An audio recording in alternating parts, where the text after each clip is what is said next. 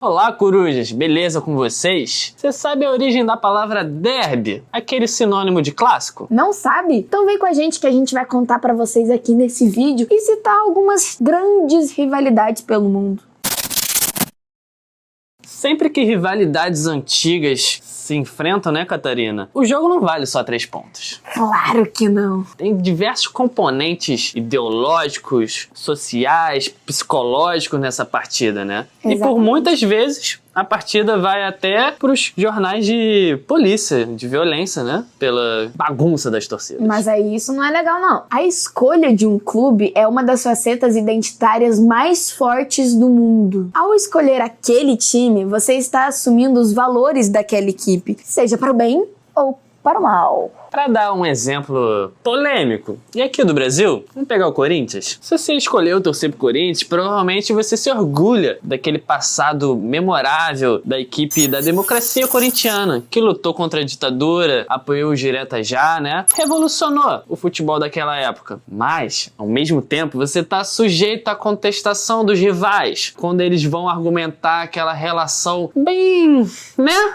Polêmica, poderíamos dizer assim, do ex-presidente Lula e do atual presidente do Corinthians, que também é um ex-deputado do PT, provavelmente seu rival vai encarnar sobre isso. Os clássicos de futebol prolongam os fenômenos antigos da rivalidade. E existe uma outra palavra pra gente usar ao invés de clássico, a palavra derby. Mas da onde surgiu o derby? Corujas, derby surgiu das corridas de cavalo. Em Constantinopla, a atual Istambul na Turquia, existia 2 facções, os azuis e os verdes. E eles todo mês disputavam no hipódromo, que tinha capacidade para 40 mil pessoas, corrida de cavalo. A disputa era tão importante que quando o imperador ia assumir o trono, ele tinha que declarar apoio a alguma das facções, porque as 2 facções eram muito mais do que agremiações esportivas. Uma era aristocrática, apoiadas por imperadores da religião ortodoxa, e a facção verde, que era composta pela população em geral, mais humilde, e apoiada sempre por imperadores que tinham uma religião meio duvidosa. Da mesma forma se dá nos dias de hoje no futebol, porque a gente coloca valores opostos em disputas, como a gente vai ver aqui a seguir. Mas e a palavra derby? De onde surgiu exatamente? A palavra derby surgiu no século XVIII na Inglaterra, numa partida hípica, onde o nome do campeonato foi decidido num cara e coroa. E quem acabou ganhando a disputa foi o Lord Derby, por isso derby. E assim, quando surgiu o futebol, os ingleses gostaram do nome e se apropriaram pro esporte nos pés. Por muitas vezes, o desejo de cada clã futebolístico se designa nas suas cores. Por exemplo, a Ponte Preta, preto e branco, versus o Guarani, verde e branco. O azul do Everton e do Grêmio contra o vermelho do Liverpool e do Internacional. Ou até o vermelho do Benfica e o verde do Sporting.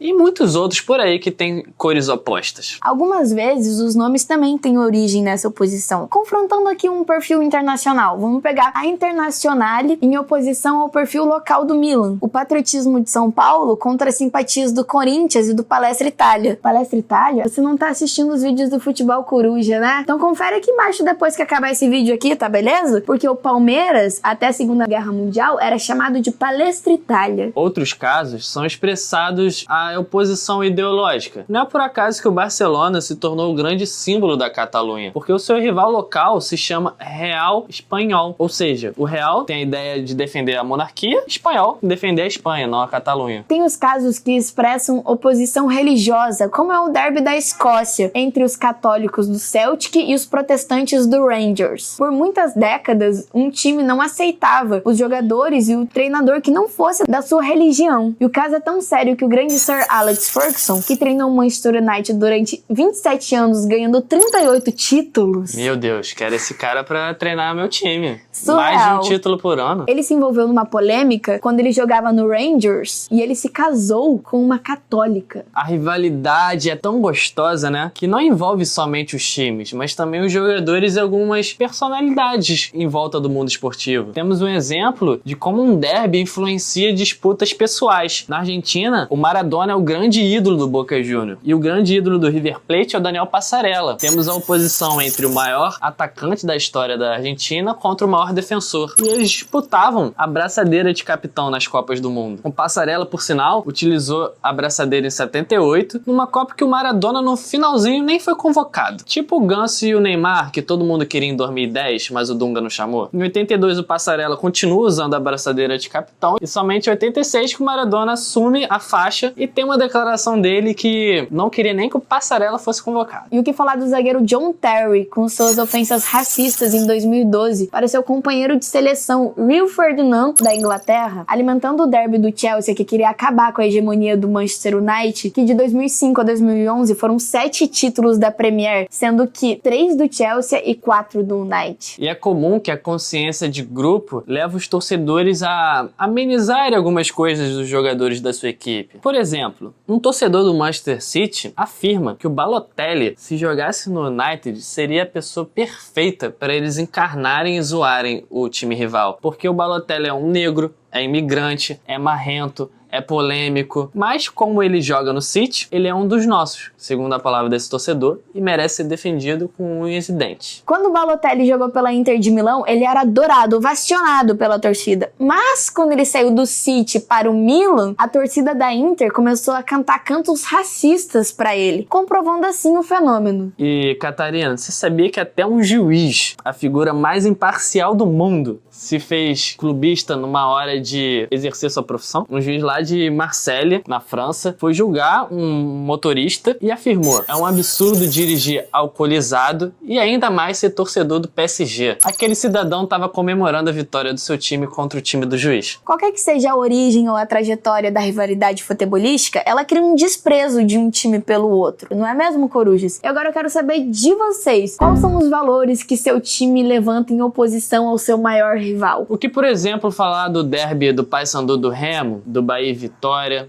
do Goiás e Vila Nova, do Fortaleza e Ceará, do Atlético Mineiro e do Cruzeiro, do grande Grêmio e do pequeno Inter, não é mesmo, corujas? E eu quero saber de vocês, então escrevam aqui embaixo, lotem os nossos comentários, que a gente vai ler e responder todinhos, beleza? Diz sobre a rivalidade local de onde você mora, e aí se inscreva no canal, dá aquele joinha, compartilhe o vídeo com seus amigos, não esqueça de ativar o sininho para você assistir toda quinta-feira um vídeo novo. Um grande beijo para vocês!